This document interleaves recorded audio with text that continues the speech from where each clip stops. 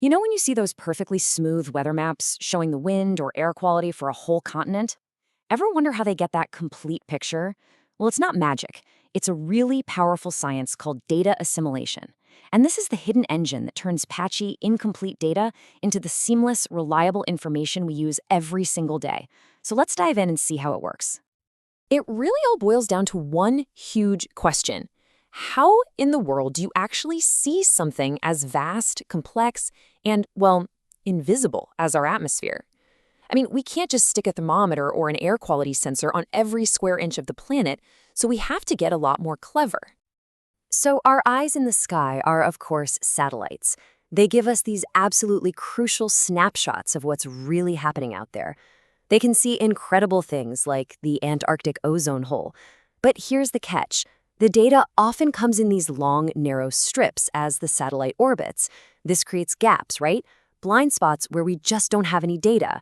We're getting real-world information, but we're definitely not getting the whole story.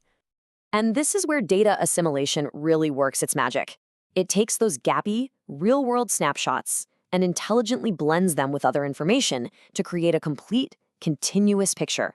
It's like we go from having a handful of scattered puzzle pieces to seeing the entire seamless map of what's happening everywhere all at once. Okay, so how does this magic trick actually work? It's not just about playing connect the dots. At its heart, data assimilation is really about solving a fundamental conflict. It's a constant negotiation between a perfect-looking computer model and the messy, incomplete data from the real world. So you've got these two different stories. On one side, you have the computer model. Its big advantage, it's a complete, three-dimensional picture of the atmosphere. But its weakness is that, at the end of the day, it's still just a really sophisticated guess based on the laws of physics. On the other side, you have the satellite data. Its strength, it's real-world proof. It's what's actually happening. But as we saw, it's full of gaps. And as you can imagine, these two stories often don't agree. And that's where our hero, data assimilation, comes into the picture. It's the process that steps into the middle of this disagreement to reconcile these two different versions of reality and hopefully create the perfect blend of both. So data assimilation works by taking the model's complete guess and nudging it closer to the satellite's spotty reality check. But here's the really crucial part. Its main job isn't actually to tell us what's happening right now. Its ultimate goal is to create the most accurate possible starting point, what scientists call the initial conditions, for the next forecast. It's all about setting the stage. The easiest way to think about it is that the goal is to find the best fit. You're not looking for a state of the atmosphere that perfectly matches the model because it has errors. And you're not looking for a state that perfectly matches the observations because they have gaps. Instead, you're trying to find that sweet spot in the middle, the most probable reality that agrees pretty well with both. So how do you mathematically find that best fit? Well, scientists use something called a cost function. You can just think of it as a misfit score. The higher the score, the bigger the disagreement between what the model predicted and what the satellite actually saw. So the entire complex process of data assimilation really becomes a hunt for the one atmospheric state that produces the lowest possible score. And this process gets even more sophisticated. The really advanced systems use a method called 4D VAR. Now, the 4D stands for the 3 dimensions of space plus the 4th dimension, time. So instead of just correcting the model at one single moment, the system looks at all the observations collected over an entire 12-hour window. By finding the best fit across that whole chunk of time, not just an instant, the final result is way more robust and reliable. But what happens when simply adjusting the current state of the atmosphere just isn't enough? For some problems, you have to go deeper. You have to, in a way, correct the model's own source code. This becomes a huge deal with short-lived pollutants like nitrogen dioxide or NO2, the stuff that comes from traffic, power plants, and industry. See, if you've got a factory that's constantly pumping out pollution, just correcting the amount of NO2 that's in the air right now is only a temporary fix. And here's the problem in a nutshell. Any improvements you make from data assimilation are just lost. They vanish. In the very next forecast cycle, the model, which is still using its flawed information about where the pollution is coming from, just goes right back to producing the wrong amount.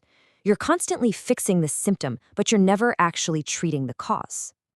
The solution is an incredibly clever technique called emission inversion.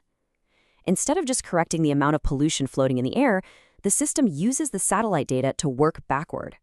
It figures out how much pollution must have been emitted from the ground to create the picture the satellite saw.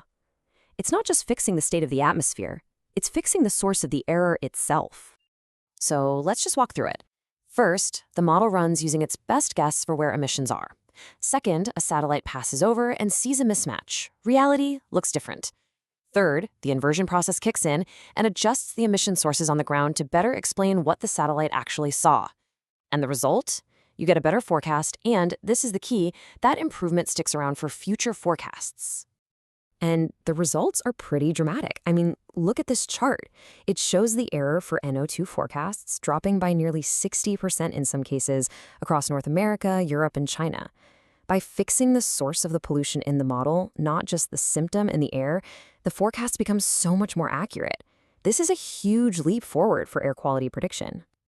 So you can see this isn't a one-and-done kind of thing. It's this constant process of refinement, where the whole system gets smarter and our forecasts get clearer as we feed it more and better data.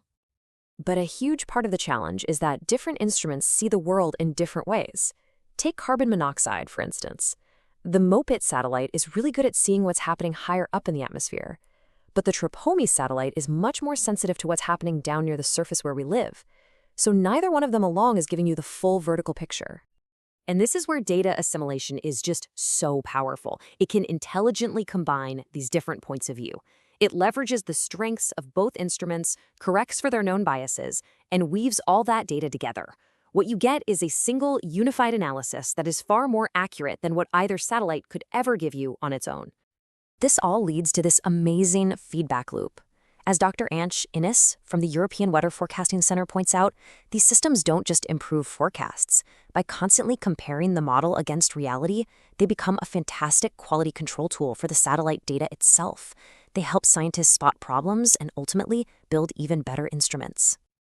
It's really a virtuous cycle of improvement, isn't it?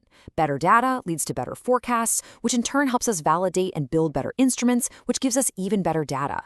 It leaves you wondering, as our models and our observations keep getting better and better, just how precisely will we be able to see the future of our own atmosphere?